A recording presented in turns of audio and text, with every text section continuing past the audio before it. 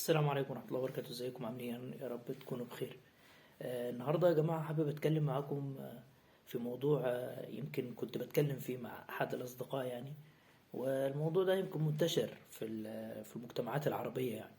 وبصراحة انا ما بشوفش حد بيتكلم فيه، كون انه احنا يعني شباب زي بعض، او يمكن الفئات العمرية اللي بتبقى قدي او اكبر منه وكده. حاولت ان انا يعني اتكلم معاكم يعني واتناقش مع حضراتكم في الموضوع ده، حبيت اطرح الفكرة يعني. وبصراحة الموضوع ده منتشر انتشار النار في الهشيم، الموضوع اللي انا هتكلم فيه النهارده ده. وانا عن نفسي بعتبره عك. يعني لو الحلقة دي ليها عنوان فهو علاقات العك بصراحة. انه في ناس ممكن تزعل من الكلام اللي انا هقوله ده، بس انا بعتقد كده واعتقادي كده بصراحة. العلاقات اللي هي بتبقى عن طريق الانترنت يا جماعة. آه، بصراحة يعني بصراحة النهاردة كنت بتكلم أنا مع شخص حوالين الفكرة دي يعني. كنت بتناقش معاه يعني بقول له ازاي يعني انا كعبد الرحمن مثلا عاوز ارتبط بحد مثلا، ارتباط شرعي يعني، مش صداقة وكده. واتعرف على الشخص ده على الطريق بيقول لي في ناس بتتعرف على الفيسبوك وكده، وايه رأيك في الفكرة دي؟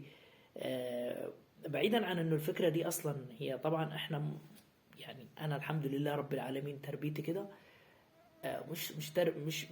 مش التربية كمان، لا ده الإسلام أصلا أمرنا بأنه إحنا نعمل كده، بأنه مفيش صداقة بين البنت والولد. بأنه بص يعني مهما تيجي تقول لي صديق كذا، لا ده والله محترم، لا والله دي محترمة، أنا من وجهة نظري مفيش صداقة بين الولد والبنت نهائي. مهما نتكلم في الموضوع ده. والموضوع ده أنا مش جاي أتكلم فيه النهاردة مع حضراتكم لأنه أنا مش أهل ليه بصراحة. بس اللي جاي اتكلم فيه النهارده انه يا جماعه مفيش يعني. وفي ناس كتير هتوافقني الرأي ده. مفيش يا جماعه حد بيرتبط بيتجوز عن طريق الفيسبوك ولا الانترنت، بنسبه قليله جدا، لانه سوري. اللي بيدخلوا في علاقه زي دي انا بعتبر ان هما اتنين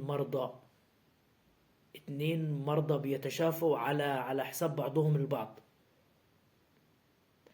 آه، شخص تقدر تقول او شخصة تقدر تقول احنا مش بنلقي اللوم على حد. واحد من الاتنين دول بيكون عاوز يعني مجرد ان هو في فراغ عنده، وبتبقى الاحتمالية الكبرى يعني في فراغ عنده، عاوز يحاول قد ما يقدر يملى الفراغ ده بأي شكل من الطريقة. عاوز يسمع كلام حلو، عاوز يعني يبعت صورة ليه هو، صورة شخصية انه حد يعجب بيها. عاوز انه الحياة اليوم فيه كدر فيه تعب، عاوز على قد ما يقدر انه اليوم ده يبقى حلو ولطيف، زي الدوبامين يعني. آه اسمه ايه هرمون السعادة ده؟ ان يعلي بيه هرمون السعادة، او انه اليوم بتاعه كده متنكد، فانا النهارده اتكلم و و و و وخلينا نتفق يعني انه حد انا اتعرفت عليه على الانترنت ايا كان يعني الانستجرام او الفيس.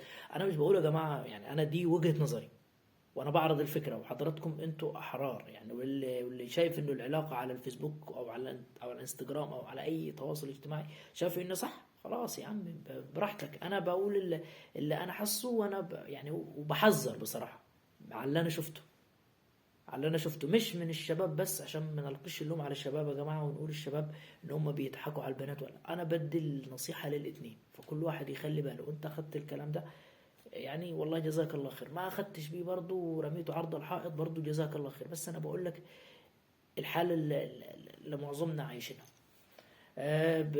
بنتكلم على الشخص مجرد يوم ولا اتنين يا جماعه، في فرق بين السماء والارض يا جماعه. ما تخلطوش بين الحب والتعلق. ومفيش حاجة اسمها انه انا احب شخص انه انا ما هيجيش يوم من الايام ان انا اكرهه. لازم نفهم يعني لما يعني ايه نكرهه. في حاجة اسمها بتبقى في فتور في العلاقة. مفيش شخص ببقى طول اليوم ولا النهار متيم وسرحان فيه ومستني ان هو يبعت لي رسالة ومستني ان هو يطمن عليه. ده ما اسموش حب يا حبيبي. وانت لو في العلاقة دي وانت لو حالتك كده، انت المفروض ما تفرحش للحالة دي. يعني احنا ممكن بتيجي علينا احيانا ما يعني احنا اساتذة ان احنا نكذب على نفسنا. والله شعور انه هو حب. ما بنحطش الحاجات في مسمياتها الحقيقية. لا ده مش حب، مش حب. والعلاقات اللي زي كده يا جماعة يعني معظمها الأغلبية بتنتهي بإيه؟ بتنتهي بإيه؟ بتنتهي إنه محدش يرد على حد، بتنتهي بالبلوك، الحظر، الراعي الرسمي في العلاقة دي. هو ده اللي بيحصل.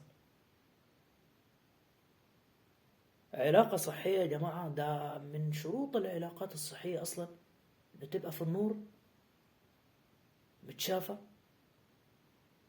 وإن أنا أشوف الشخص وأتكلم معاه. الشخص ده بيفكر إزاي، الشخص ده بيحب إيه، الشخص ده أنا إيه بالنسبة له، الشخص ده إيه قيمه، إيه معتقداته، إيه علاقته مع ربنا. وأسمى حاجة دي العلاقة مع الله سبحانه وتعالى. إيه علاقته مع ربنا؟ هو لو بحب ربنا وبخاف من ربنا سبحانه وتعالى هيخاف عليا وهيقدرني، أيا كان الواد ولا البنت.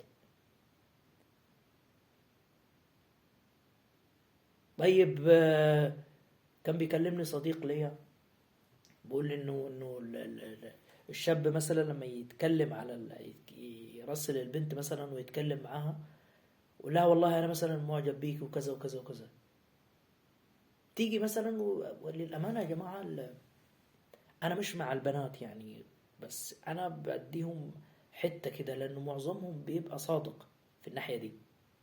خلاص احنا بعدنا بقى من قصه انه حرام وحلال، لانه ده موضوع احنا ما بنتكلمش فيه. لو حصل الموضوع ده، انا مع البنات في حته يعني.